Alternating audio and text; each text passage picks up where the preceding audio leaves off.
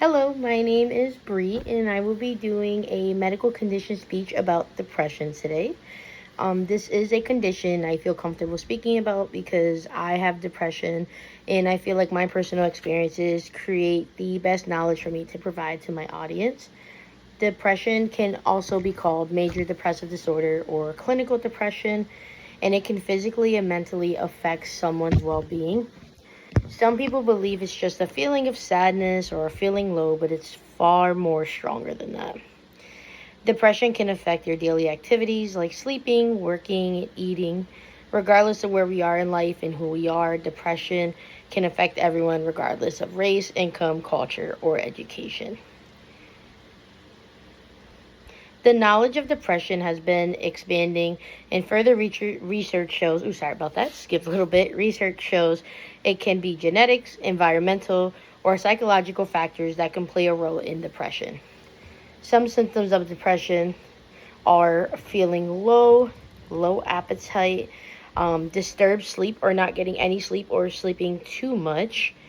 And there's a lot of other symptoms that can further go into depression, like poor concentration, thoughts of suicide or dying, and also very low energy. That's a big one. I feel like a lot of people don't talk about that takes the toll, but it's definitely the low energy and a lot of changes in weight or appetite, feelings of guilt or low self-worth. So depressive episodes can range from mild, moderate, and severe, and can happen or once, or the episodes can be continuous. So with me, I have been diagnosed with depression since I was 10 years old. And some people think, what does a 10-year-old know about depression? I don't know. It's definitely probably genetics or something. I didn't come from the best household. So it definitely interfered with me a lot.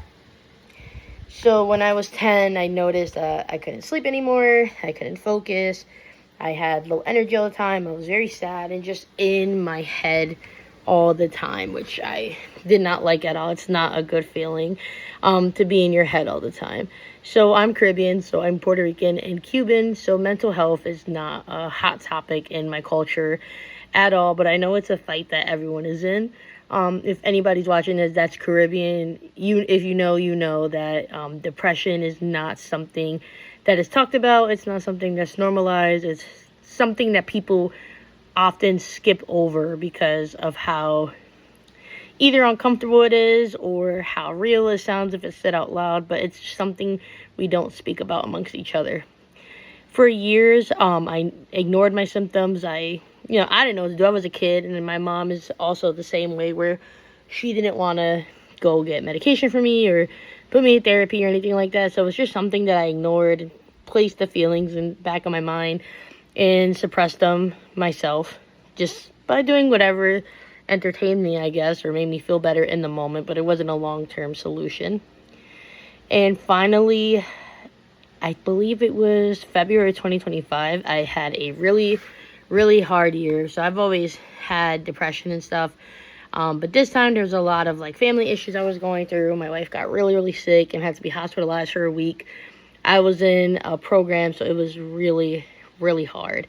And that's when I realized that I needed help. I noticed my symptoms was worsening and decided for the first time for myself that I needed to go get help. And my old therapist helped me enrolled in a outpatient partial program. And at first it was very scary, not because I entered the program, but for the first time in my life, I had to talk about my mental health. Something I used to keep locked in my head and top secret. Now I'm sharing my feelings with strangers and kind of saying it out loud to myself, which is even more scarier. I didn't realize it then, but now I realize that I was creating resources to help me manage my depression. And honestly, that was the best feeling. So the program, you go for a couple of weeks and you do groups and things like that. You go home, you don't stay there. But they provide you, for example, if you don't have a therapist, they get you a therapist. So I had a therapist. So I didn't need to get a therapist, but they helped other people who needed a therapist. I needed a med provider because I did not know anything about the medication world. So they provided me with a med provider, and that might have been the best decision I think I made for my mental health. So my med provider, she has helped me try new medications and also found medications that further best help me with my mental health. So the first time, it was kind of recently, I didn't feel like cloud-headed. I could focus. I felt more energized, and I've finally been able to get sleep, which is something I struggled with for years. I used to struggle with insomnia for a long time. So with me already having a therapist, I didn't get therapy given, but if I wanted to, I could have got many other more therapies because there are many other therapies that people can use. So when it comes to treating depression, it's never cured, it's managed, but you can have success treating it, I believe, if you combine all of those resources like a formula. So you need your medication, you need your support from therapy to outside, and sometimes you need to just be honest and get the help that you need. Now there's many therapies people can do and many medications that can treat depression, and because of the times that we're in have evolved since people are actually talking about it now. We're never alone, and if our mind tells us that we are, it's not true. There's many people that feel like us. There's many people that go through what we go through, and there's a lot of resources that can help manage us if we are using them correctly.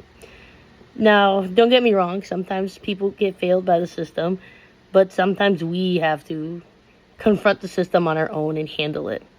If you or a loved one has depression, please get help or encourage them to get help because more people can understand you more than you think.